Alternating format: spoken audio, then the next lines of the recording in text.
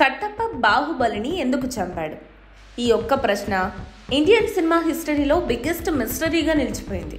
2015లో విడుదలైన Baahubali the beginning cinema చివర్లో వచ్చిన ఆ ఒక్క ట్విస్ట్ మాత్రం దేశాన్ని షాక్కి గురి చేసింది.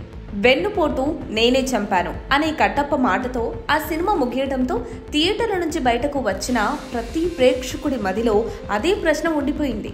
ఆ ఒక్క సీన్ సినిమాను లెజెండరీ స్థాయికి తీసుకువెళ్ళింది. ఈ సూపర్ క్లైమాక్స్ సీన్ వెనుక ఉన్న అసలు విషయాన్ని తాజాగా దర్శకధీరుడు రాజమౌళి బయటపెట్టారు. ఇంతకీ ఆ ఆలోచన ఎవరిది? క్లైమాక్స్ను అలా తెరకెక్కించడానికి కారణమేంటి అనే వివరాల్లోకి వెళ్తే, బాహుబలి ది ఎపిక్ రిలీజ్ ప్రమోషన్స్లో భాగంగా రాజమౌళి, ప్రభాస్, రానా కలిసి చేసిన ఇంటర్వ్యూలో ఈ ఆసక్తికర విషయం బయటపడింది. మొదట రాజమౌళి ప్లాన్ చేసిన ఎండింగ్ పూర్తిగా భిన్నంగా ఉందట. రాజమౌళి ఆలోచన ప్రకారం బాహుబలి ది బిగినింగ్ సినిమా యుద్ధ సన్నివేశం ముగిసిన తర్వాత కాలకేయుని ఓడించిన బాహుబలిని మాహిష్మతికి రాజుగా ప్రకటించే సన్నివేశంతో సినిమా ముగియాలని, ఫస్ట్ పార్ట్ హ్యాపీ ఎండింగ్తో క్లోజ్ ఇవ్వాలని, సెకండ్ పార్ట్లో కట్టప్ప బాహుబలిని ఎందుకు చంపాడనే రహస్యాన్ని రివీల్ చేయాలనే ఆలోచన రాజమౌళికి ఉందట. అయితే స్క్రిప్ట్లో అప్పటికే ఒక చిన్న కీలకమైన సీన్ ఉంది. అదే సుదీప్ పోషించిన అస్లాం ఖాన్ పాత్ర కట్టప్పతో మాట్లాడే సీన్.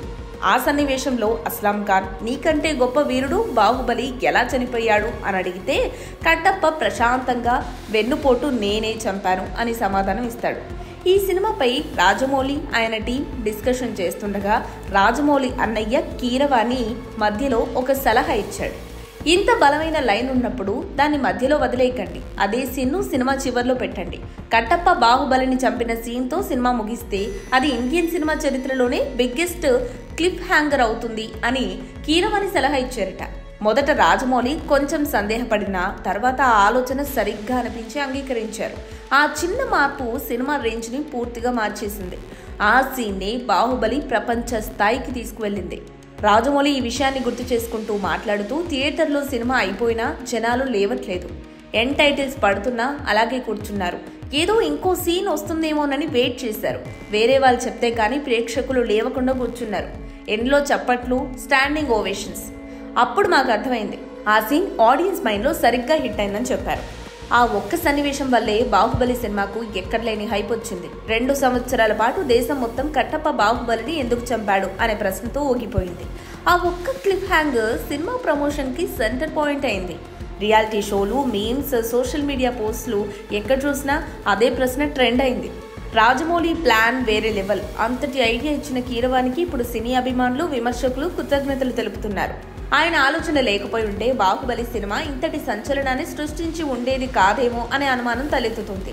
రాజమౌళి కూడా కీరవాణి ఐడియాను అద్భుతంగా అమలు చేసి దానికి విజువల్ మ్యాజిక్ జోడించి ఆ సీన్ను ప్రపంచ స్థాయి క్లాసిక్గా మార్చాడు. ఇప్పుడు రాజమౌళి స్వయంగా ఈ రహస్యాన్ని బయటపెట్టడంతో కట్టప్ప బాహుబలిని ఎందుకు చంపాడు అనే క్లైమాక్స్ వెనుక ఉన్న నిజమైన మేధావి కీరవాణేనని ప్రశంసిస్తున్నారు. ఆయన ఇచ్చిన ఆ ఒక్క సలహా బాహుబలి సినిమాను కేవలం ఒక బ్లాక్ బస్టర్ మూవీగా కాకుండా ఒక లెజెండరీ ఫ్రాంచైజీగా నిలబెట్టింది. మొత్తానికి రాజమౌళి విజన్, కీరవాణి ఆలోచనతో సృష్టించబడిన అద్భుతమే బాహుబలి అని ఫ్యాన్ కామెంట్స్ చేస్తున్నారు.